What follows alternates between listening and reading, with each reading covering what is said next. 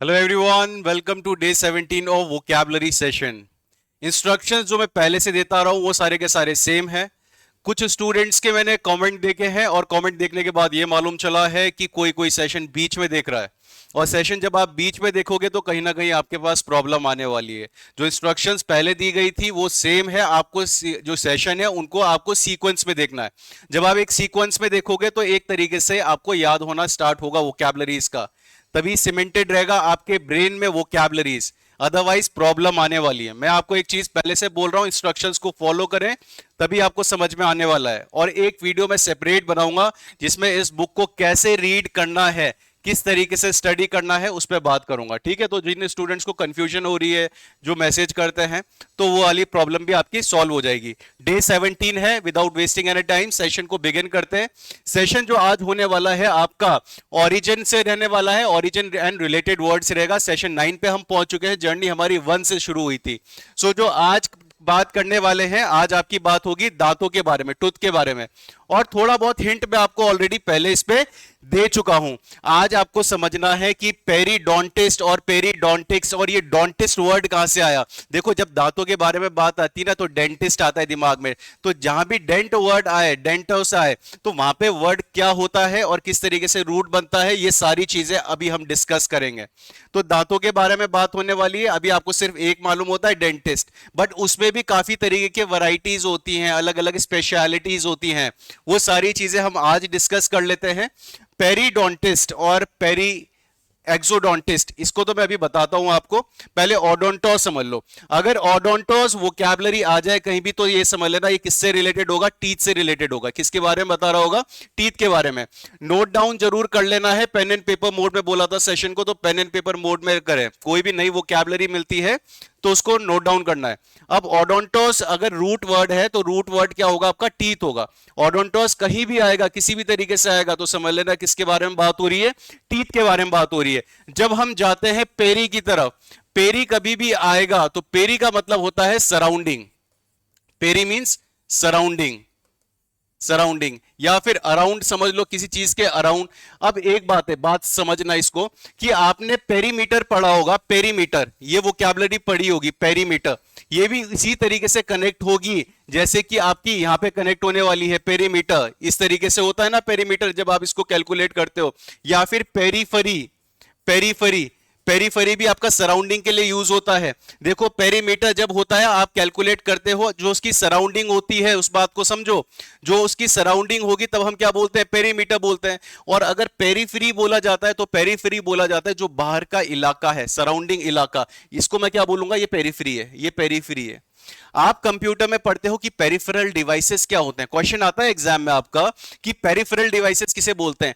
Peri word आया, peri word आते ही समझ लो सराउंडिंग वाला, मतलब जो आपके कंप्यूटर के आसपास जो चीजें लगी हुई है उनको पेरिफेरल डिवाइसेस बोला जाएगा। जैसे कि आपका माउस जो होगा वो किस में आ जाएगा, पेरिफेरल डिवाइसेस में आ जाएगा। आपका प्रिंटर जो होगा वो पेरिफेरल डिवाइसेस पे आ जाएगा। आपका कीबोर्ड जो होगा वो पेरिफेरल डिवाइसेस में आ जाएगा। जो सराउंड कर रहे हैं कंप्यूटर सिस्टम को, उसको हम क्या बोलेंगे, पेरिफेरल बोलेंगे। तो यहां पे आपका पेरी वर्ड आया है। Peri means surrounding. वोकैबुलरी को याद रखना है, पेरी आया आपका, ये सराउंडिंग के लिए होगा। अब इसको कनेक्ट करा है ओडोंटोस के साथ। पेरीडोंटिस्ट कौन होगा, पेरीडोंटिस्ट उस पर्सन को बोला जाता है, एक डेंटिस्ट की ही स्पेशलिटी है, जिसका काम होता है सराउंडिंग पे काम करना। उसका काम क्या होगा, सराउंडिंग पे काम करना। जो दांतों की सराउंडिंग होगी आसपास की, उनको देखा जाएगा। मतलब ये जॉ को देखते हैं, जबड़े को देखते हैं। आप देखना किसी अगर आप बड़े डेंटिस्ट के पास जाते हो तो उसके पास एक दांत का ढांचा लेने वाला ना एक अलग से बैठा हुआ होता है। उसकी स्पेशलिटी क्या होती है, आपके दांत का ढांचा लेना और उसको वहां पे फिर उस अकॉर्डिंग फिट करना या सीधा करवाना। तो वैसा जो स्पेशलिटी होगी उसको क्या बोला जाएगा, और पेरीडोंटिस्ट बोलेंगे। क्या बोलेंगे, पेरीडोंटिस्ट बोलेंगे। उसकी जो स्पेशलिटी होने वाली है, जिसमें वो स्पेशलाइज करता है, उसको क्या बोला जाएगा, पेरीडोंटिक्स बोलेंगे। क्या बोलेंगे, पेरीडोंटिक्स। सुन रहे हो, बोलो भी साथ में, याद होगा तभी। Next is पेरीडोंटिक। पेरीडोंटिक क्या हो जाता है, एक एडजेक्टिव। आईसी कभी भी लगता है, आईसी एक आपका एडजेक्टिव सफिक्स होता है, एक विशेषण बनाता है। इस बात को याद रखना, विशेषण बनाने वाला एक सफिक्स है। और सफिक्स, अब ऐसा ना हो कि अब आप सोच रहे कि सफिक्स सफिक्स क्या बोल रहे हैं, स्टार्टिंग में बता चुका हूं, अगर नहीं समझ में आ रहा स्टार्टिंग से देखना, प्रॉब्लम क्लियर हो जाएगी। सो पेरिडोंटिक्स आपकी स्पेशलिटी होगी और पेरिडोंटिक एक एडजेक्टिव होगा। आपने बोला कि उनकी वो कौन सा पर्सन है, वो पेरिडोंटिक पर्सन है या फिर पेरिडोंटिक डॉक्टर बोल दिया आपने, तो पेरिडोंटिक डॉक्टर बोलना गलत नहीं होगा, क्योंकि आपने पेरिडोंटिक बताया क्या, जो जबड़े को ठीक करता है वो ऐसा वाला डॉक्टर है। और पेरिडोंटिस्ट तो पर्सन हो जाता है, जैसे गिटारिस्ट, पियानिस्ट, ये सारे के सारे पर्सन आईएसटी के लिए लग जाता है। ठीक है, तो पेरिडोंटिस्ट इसको बोलेंगे। अब देखो नेक्स्ट पॉइंट, ओडोंटोस मैंने आपको टीथ का बता रखा है, टीथ के बाद ऑर्थो को जोड़ दिया। ऑर्थोडोंटिस्ट किसे बोला जाएगा, ऑर्थोडोंटिस्ट किसे बोलेंगे, ये तो पेरिडोंटिस्ट था, अब ये ऑर्थो आ गया। ऑर्थोडोंटिस्ट का काम क्या होता है, दांतों को सीधा करना। ठीक है, पेरी का तो क्या हो गया था, सराउंडिंग वाले में मैंने आपको बोल दी कि वो सारे सराउंडिंग को देखेगा, इधर का देखेगा। जो ऑर्थो होगा, ये ऑर्थो स्पेशलिस्ट किसका होगा, दांतों को स्ट्रेट करने का। ये क्या करेगा, ब्रेसेस लगाएगा आपके दांतों में, क्या करेगा, ब्रेसेस लगाएगा। वो तो जबड़ा बना रहा था आपका, पूरा का पूरा जॉ जो होता है जबड़ा, वो उसको बना रहा था। ये ऑर्थोडोंटिस्ट क्या करेगा, इसको स्ट्रेट करेगा। ऑर्थो सेंटर मैथमेटिक्स में आपने पढ़ा होगा। ठीक है, सारी चीजों को कनेक्ट करते हुए चलना है। ये जो मैं सेशन करवा रहा हूं यहां पे मत रोक देना, आपके दिमाग में जहां कनेक्ट हो रही है वोकैबुलरी वहीं पे लिख देना। ऑर्थो सेंटर भी आता है आपका, तो यहां पे ऑर्थो वर्ड आया, देन ऑर्थोडोंटिस्ट बन गया। ऑर्थोडोंटिस्ट का काम क्या होगा, दांतों को स्ट्रेट करना, तिरछे मिर्चे जो दांतें होंगे उनको स्ट्रेट करना, क्योंकि ऑर्थोस का जो रूट निकलता है वो क्या है, स्ट्रेट ही है। ऑर्थोस का क्या निकलने वाला है, स्ट्रेट ही है। तो यहां पे स्ट्रेट बोला, ऑर्थो, ऑर्थो स्ट्रेट, और डोंटिस्ट क्या आ गया हमारा, डोंटिस्ट क्या हो गया, टीथ, और आईएसटी क्या हो गया, पर्सन। देख लो आप सबके सामने प्रूवन है, ऑर्थो क्या हो गया, स्ट्रेट, डोंटोस क्या हो गया, टीथ, आईएसटी किसके लिए हो गया, पर्सन के लिए। सो ऑर्थोडोंटिस्ट उस स्पेशल पर्सन को बोलेंगे जिसकी स्पेशलिटी क्या होगी, ऑर्थोडोंटिक्स होगी। क्या होगी, ऑर्थोडोंटिक्स बोलेंगे, ऑर्थोडोंटिक्स बन जाएगा। और जो एडजेक्टिव बनेगा दैट इज ऑर्थोडोंटिक, जैसे इसमें बनाया गया है। घबराना नहीं है, बस इस तरीके से फॉर्म करते जाओ, वोकैबुलरीज आसान हो जाएगी। Next is एंडोन। एंडोन जब भी आएगा इसका समझ लेना, रूट जो होने वाला है, रूट ये बड़े इंपॉर्टेंट होते हैं, इनर के लिए यूज करा जाता है, इनर के लिए। एन कभी भी आएगा तो इनर के लिए आ जाएगा, एन कभी भी आएगा तो किसी चीज के इनर के लिए। दो चार वोकैबुलरी में दे देता हूं आपको। आपके व्हाट्सएप में मैसेजेस आते हैं और लिखा हुआ रहता है, व्हाट्सएप के जो मैसेजेस है those all are encrypted. Encrypted word बता दिया मैंने आपको, एन कोड वर्ड बता दिया, एन कोड के अलावा आपको एन स्लेव बता दिया। ये सारे के सारे एन जहां पे लगेंगे तो किसी चीज के अंदर होंगे। जैसे स्लेव मतलब होता है गुलाम और या गुलामी करवाना, तो यहां पे अगर एन स्लेव कर दिया मतलब क्या, किसी को गुलाम बनाया गया है, एन स्लेव। और एन कोड करा गया है कोड में, एनक्रिप्ट करा गया है, क्रिप्ट करा गया है कोड में, तो एनक्रिप्ट इसीलिए बोला जाता है। तो इसी एंडोन को, इनर को हमने यहां पे जोड़ा है ओडोंटोस के साथ। तो एन वर्ड आया और फिर इसके साथ एंडोन वर्ड को हमने जोड़ दिया है, किसके साथ, डोंटिस्ट के साथ। अब डोंटिस्ट एंड डोंटिस्ट कौन होगा, जो दांतों के अंदर का देखने वाला होगा उसको बोलेंगे, क्या बोलेंगे, दांतों के जो अंदर का देखने वाला होगा। अब अंदर का देखने वाला कैसा, देखो दांत में ना अलग अलग पार्ट होते हैं। अगर आप देखें तो आपका रूट कैनाल थेरेपी होता है, जब दांत ज्यादा खराब हो जाता है तब क्या होता है, रूट कैनाल थेरेपी होता है। और रूट कैनाल थेरेपी में आपका क्या करवाते हैं, वो यही बात देखते हैं कि आपके दांतों की स्टेज क्या है, उसमें चेंज करने की जरूरत तो नहीं है, तो वैसा वो पार्ट को देखा जाता है और उसको ट्रीट करते हैं। तो मतलब कोई रूट में प्रॉब्लम आ रही है तो जो चेक करने वाला पर्सन होगा वो कौन होने वाला है, एंडोडोंटिस्ट होगा। क्या बोलेंगे, एंडोडोंटिस्ट बोलेंगे। Next is exo, एक्सोडोंटिस्ट।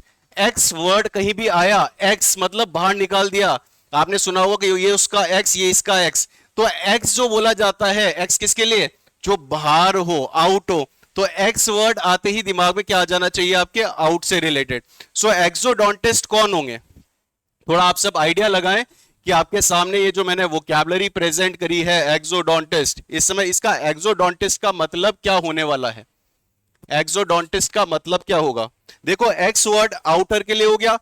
अब ये तो रूट कैनाल थेरेपी वाले थे, अब जो एक्सो वाले होंगे, एक्सो एक्सो वाले कौन होते हैं? जो दांतों को निकालते हैं, उनको एक्सोडोंटिस्ट बोलेंगे। अब आप सोच रहे होंगे सर इतना माथा पच्ची क्यों करना, सीधा का सीधा डेंटिस्ट ही बोल देते हैं, सारे के सारे डेंटिस्ट पे तो जाते हैं। बट ये सारी वोकैबुलरीज आपको इसलिए बताई जा रही है कि आप इनको कनेक्ट करो कि पेरी का मतलब होता है सराउंडिंग। आपके पास ये पेरीमीटर आ जाए, पेरिफेरल आ जाए, पेरिफेरी आ जाए, पेरिस्कोप आ जाए, तो ये सारी वोकैबुलरी आप कनेक्ट कर दो। वैसे आपका ऑर्थोज है, ठीक है, ऑर्थोपेडिक आ गया, ऑर्थो सेंटर आ गया, जितनी वोकैबुलरी है वहां पे आप कनेक्ट करो कि किसके बारे में, स्ट्रेट के बारे में बात हो रही है।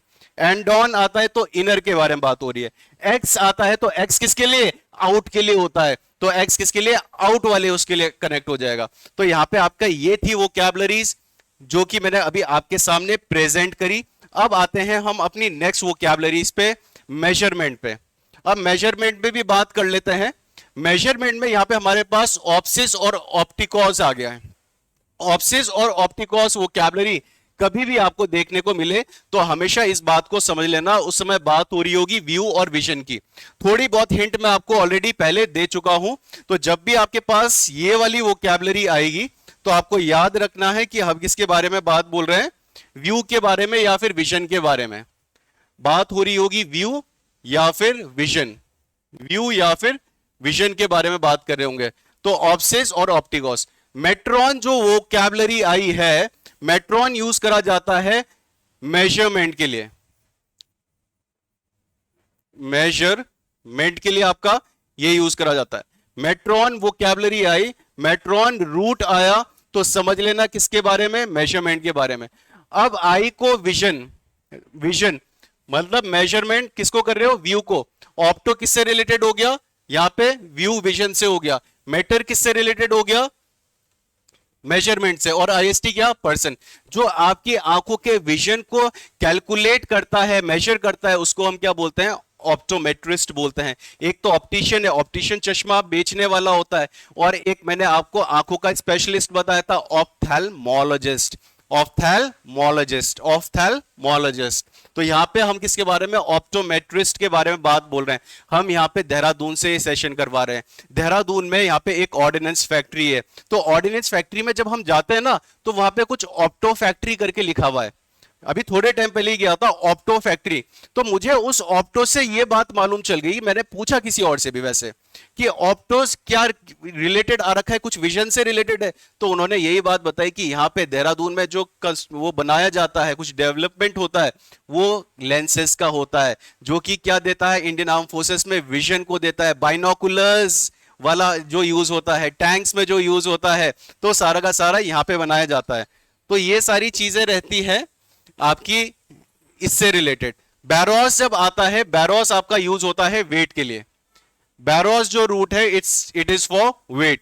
अगर ये वोकैबुलरी आई है, it means weight. So barometer, barometer किसको बोला जाता है, बैरोमीटर, बैरोमीटर उस डिवाइस को बोलते हैं जिससे एटमॉस्फेरिक प्रेशर को कैलकुलेट करा जाता है, मेजर करा जाता है। ये रहा इस तरीके से, ठीक है। ये इसे बोला जाता है ग्लास बैरोमीटर, ग्लास बैरोमीटर। एक थोड़ा कंपोस्ट टाइप भी होता है, ये ग्लास बैरोमीटर है। देखो हम पहाड़ में जितना ऊंचा जाते हैं उतना एटमॉस्फेरिक प्रेशर क्या होता रहता है, कम होता रहता है, और जब जितना नीचे आते हैं उतना क्या होता है, ज्यादा होता है। तो यहाँ पे आपको बैरोमीटर, ये जो लिखा गया है बैरोमीटर, तो बैरोमीटर लिखा गया है। बैरोमीटर मतलब क्या, बैरो क्या हो जाएगा आपका, किसके लिए, वेट के लिए।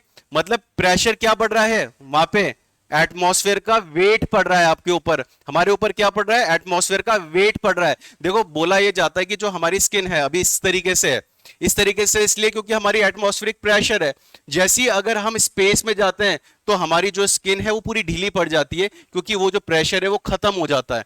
तो ये बैरोमीटर का काम क्या होता है, वेट को, एटमॉस्फेरिक प्रेशर को मेजर करना। Next is thermometer. थर्मा जो वर्ड आता है, थर्मा किसके लिए यूज होता है, हीट के लिए। याद रखना है सबने, थर्मा जब भी आएगा किसके बारे में, हीट के बारे में बात हो रही है, और थर्मा के साथ क्या ऐड कर दिया, मीटर को ऐड कर दिया, तो थर्मामीटर क्या बन गया, थर्मामीटर बन गया है। यहाँ पे देखो बात को ना हर जगह कनेक्ट करना है। मैन वर्सेस वाइल्ड आप सबने देखा है, मैन वर्सेस वाइल्ड में आपने बियर ग्रिल्स को देखा होगा, इधर उधर भागता है और कहीं ठंडी वाली जगह जाता है, फिर पानी में डुबकी लगाता है और डुबकी लगाने के बाद बोलता है कि अब मेरे को ठंडा लग रहा है, मैं हाइपोथर्मिया का शिकार ना हो जाऊं। इस बात को समझना फिर से, वो क्या बात बोलता है कि मैं हाइपोथर्मिया का शिकार ना हो जाऊं इसलिए बॉडी को वार्म अप कर देता हूं। अब हाइपोथर्मिया मतलब क्या होता है? हाइपो मैं आपको ऑलरेडी बता चुका हूं, देखो ये तो वो इसमें बुक में आया ही नहीं है, मैं बिना बुक के भी बता रहा हूं आपको कनेक्ट करके। हाइपो मतलब क्या हो जाएगा? इनर, मतलब सॉरी हाइपो मतलब डाउन, हाइपो मींस डाउन हो जाएगा, तो हाइपो इनर भी बोला जाएगा डाउन भी। जैसे आपकी जो इनर की स्किन है उसको क्या बोलते हैं? हाइपोडर्मिस, हाइपोडर्मिस, डर्मी स्किन मतलब अंदर वाली स्किन, हाइपोडर्मिस। वैसे ही यहां पे हाइपो वर्ड आया, थर्मा आया। थर्मा किसके लिए यूज होता है? हीट के लिए यूज होता है, मतलब मेरा टेम्परेचर डाउन ना चला जाए, हाइपोथर्मिया का शिकार ना हो जाओ, इसीलिए बॉडी वार्म अप करता है, वो जल्दी से आग जलाता है और आग जलाने के बाद अपने कपड़े सुखाता है और उन्हें पहन लेता है, उसको हाइपोथर्मिया बोला जाता है। और यहाँ पे आपका थर्मोमीटर है, थर्मोमीटर वो डिवाइस जिससे आप हीट को मेजर करते हो। फीवर होता है तो डॉक्टर के पास जाते हो तो डॉक्टर भी क्या थर्मोमीटर लगाता है। नेक्स्ट इज आपका सिफिगमोस। अगर ये वोकैबुलरी आए तो समझ लेना पल्स के बारे में बात हो रही है, पल्स, नर्व्स के बारे में बात हो रही है, पल्स के बारे में बात हो रही है, ठीक है। और इस तरीके का डिवाइस होता है, आपने कई बार देखा होता है डॉक्टर्स के पास।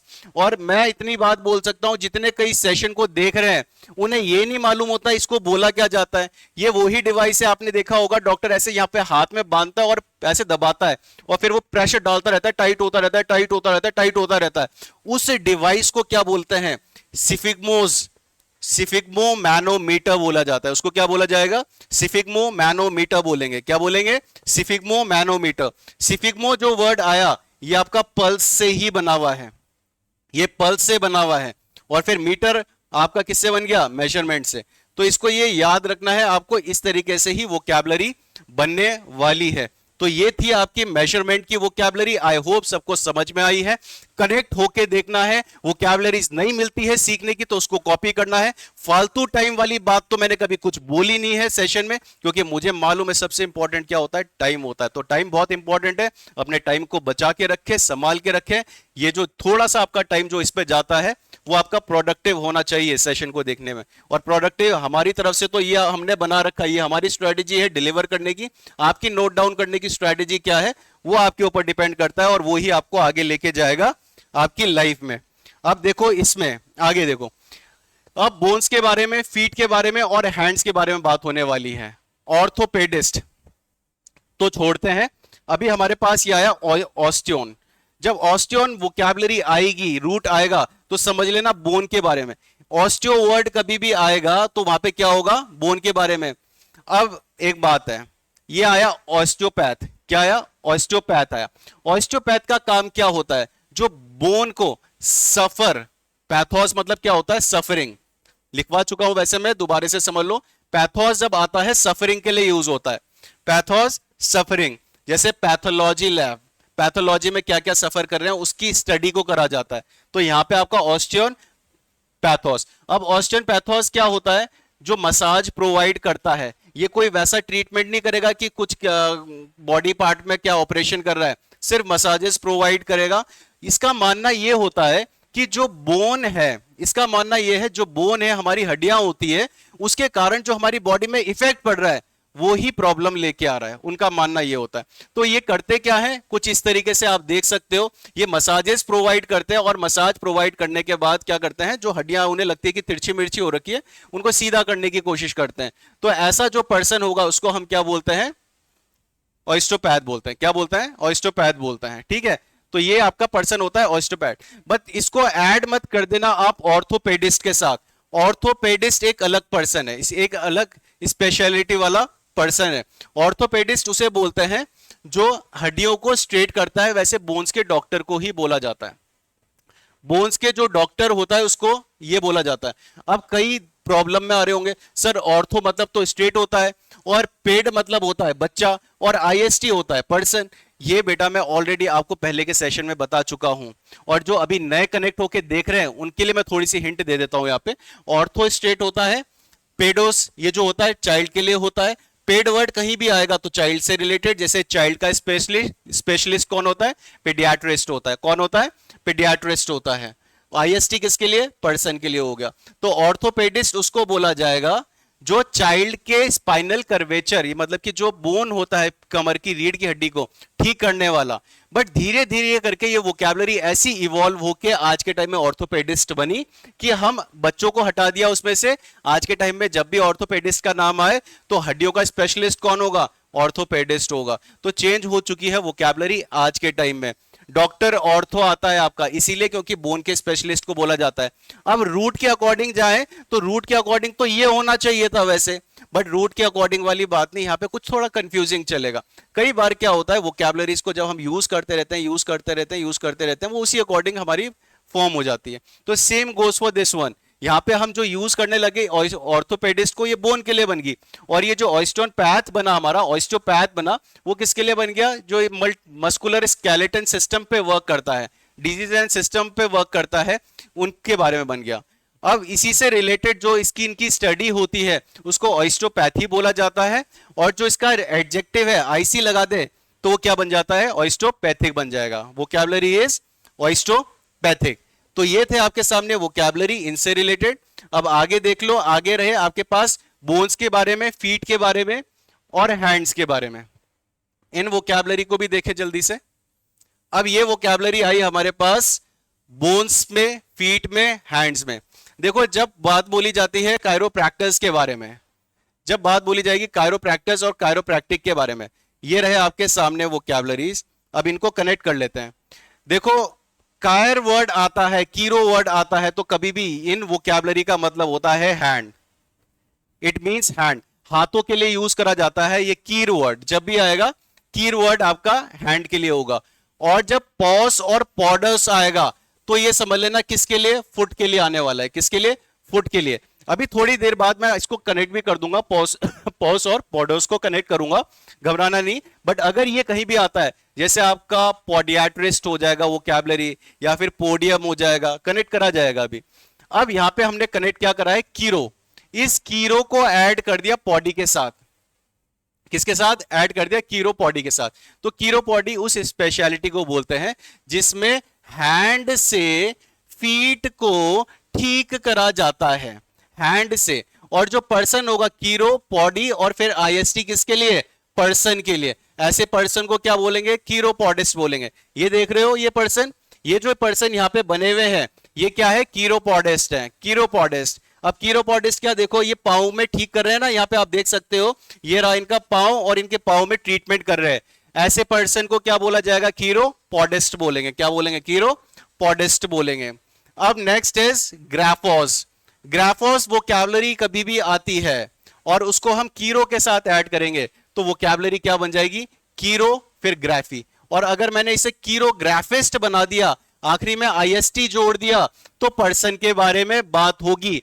ठीक है, समझते रहना है, ब्रेन प्रॉम्प्टली वर्क करना चाहिए। जो मैं आपको बातें बोल रहा हूं सारी आपके दिमाग में जाती रहनी चाहिए। अब कीरोग्राफी बोला जाएगा जो हैंड से लिखने वाला स्पेशल पर्सन होगा, हैंड राइटिंग पे ध्यान देने वाला होगा, जो अच्छी हैंड राइटिंग वाला होगा, उसको कीरोग्राफी बोलेंगे, कीरोग्राफिस्ट बोलेंगे। पर्सन क्या हो जाएगा? कीरोग्राफिस्ट हो जाएगा और उसे कीरोग्राफी बोलेंगे, क्योंकि हैंड राइटिंग से रिलेटेड हो गया ना।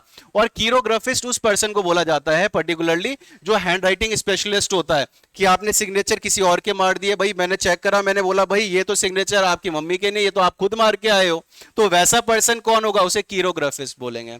अब वैसे ही इसका एक सिनोनिम होता है, दैट इज ग्राफोलॉजिस्ट। अब ग्राफोस जो वर्ड आता है, ग्राफोस जो रूट बनता है वो हैंड राइटिंग के लिए ही बनता है, ये हैंड राइटिंग के लिए ही बनता है।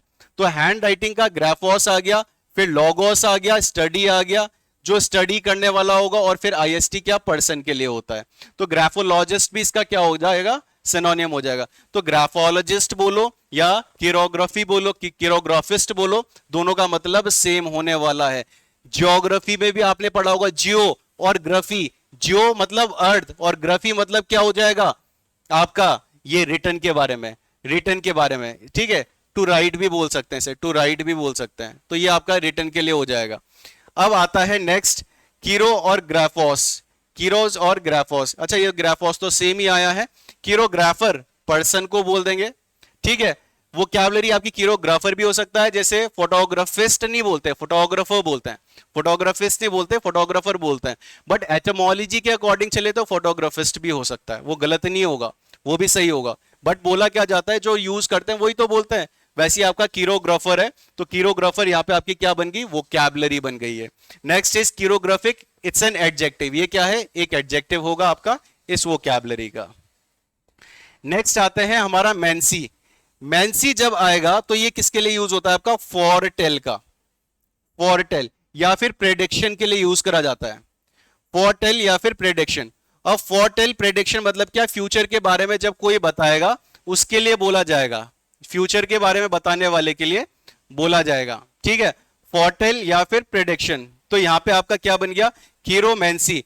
कीरोमैंसी बोला जाता है जब कोई कीरो हैंड को देख के बताए कि अच्छा आपकी ये वाली रेखा जहां पे जा रही है, भैया आपकी एज तो बड़ी लंबी है, आप तो फॉरेन जाने वाले हो, जो हाथ देख के बताए उसको हम क्या बोलते हैं, कीरोमैंसी बोलते हैं। क्या बोलते हैं, कीरोमैंसी। इसका एक दूसरी वोकैबुलरी आपने सुनी होगी जिसको बोला जाता है पामिस्ट्री, ये वाली वोकैबुलरी आपने सुनी होती है। तो कीरोमैंसी बोलो या पामिस्ट्री बोलो, दोनों का मतलब सेम है।